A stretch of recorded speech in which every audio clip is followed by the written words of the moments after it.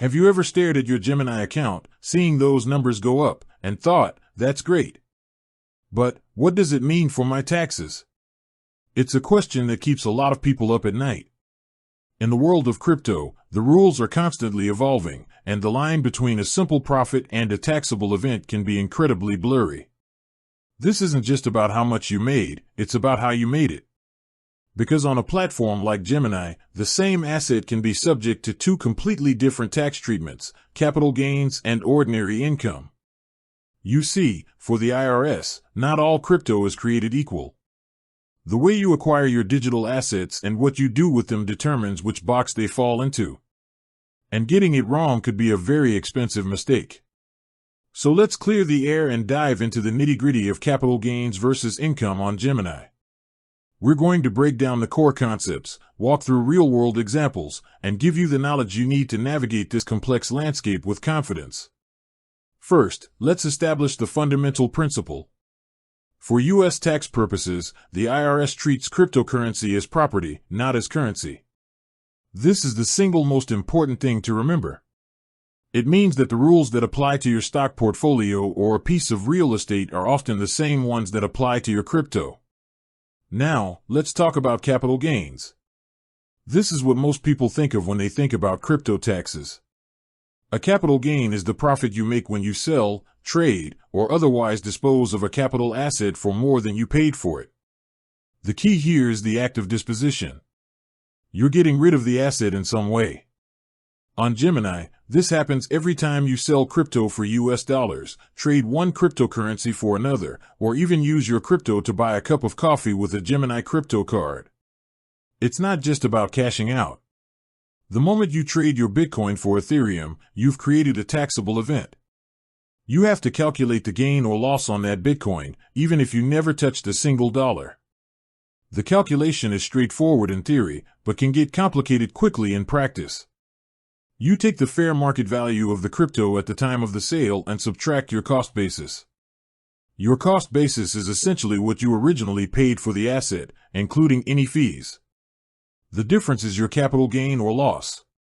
Here's where it gets really interesting, the distinction between short-term and long-term capital gains. If you held the crypto for a year or less before selling it, that's a short-term capital gain. This is taxed at your ordinary income tax rate, which can be as high as 37%.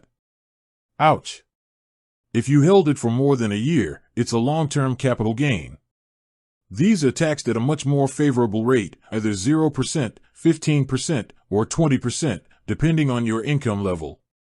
This is a massive difference, and it's why the old crypto mantra of HODL isn't just about avoiding a bear market, it's a potentially powerful tax strategy. So, if you buy one ETH on Gemini for $1,500 on January 1st and sell it for $2,000 on June 1st of the same year, you've made a short-term capital gain of $500. That $500 is going to be taxed just like the money you earned from your job. But if you hold that same ETH and sell it for $3,000 on January 2nd of the following year, you now have a long-term capital gain of $1,500. And that profit is taxed at a much lower, more palatable rate. This is a critical distinction that can save you a significant amount of money. Now, let's switch gears and talk about income. This is where many people get tripped up. Income isn't about selling an asset you already own, it's about receiving new assets. The IRS considers certain crypto-related activities to be taxable income, just like the wages you earn from a job or the interest you get from a savings account. On Gemini, the most common way you'll encounter this is through their staking rewards. When you stake your crypto and earn rewards, the fair market value of those rewards at the time you receive them is considered ordinary income. Let's say you stake your ETH on Gemini. The network pays you a small amount of new ETH every month as a reward. The day that ETH hits your account, you have to determine its value in US dollars. That value is your ordinary income for that day. It doesn't matter if you immediately sell it or not, you have to report it. This is a two-part tax event. First, you have the initial income when you receive the rewards. Let's say you get 0.01 ETH when ETH is trading at $2,000. That's $20 of ordinary income. Now, your cost basis for that 0.01 ETH is $20. 6 months later, you decide to sell that 0.01 ETH, and the price of ETH has gone up to $2,500. You now have a capital gain to calculate. You sold it for $25 and your cost basis was $20, so you have a $5 short-term capital gain. This is where it gets confusing, because you're paying taxes on the same crypto twice, but for two different reasons.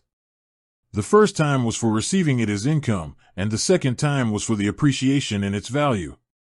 This also applies to other forms of earning crypto, like receiving an airdrop or being paid for services in cryptocurrency.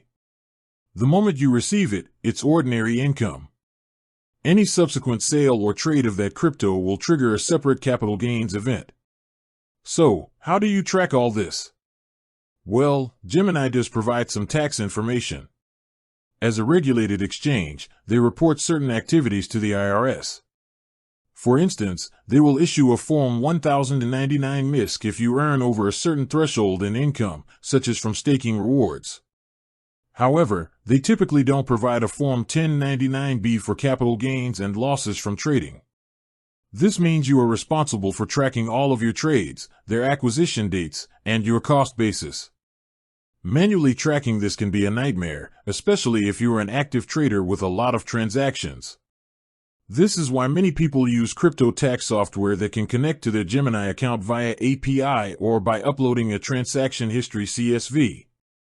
These tools can automate the calculations, distinguish between short-term and long-term gains, and generate the necessary IRS forms like Form 8949 and Schedule D. This is often the most reliable way to ensure accuracy and stay compliant. To sum it all up, remember this. Capital gains are triggered when you dispose of a crypto asset. This includes selling for fiat, trading for another crypto, or using it to pay for goods and services. The tax rate depends on whether you held the asset for more than a year, long-term, lower rates, or less than a year, short-term, higher rates.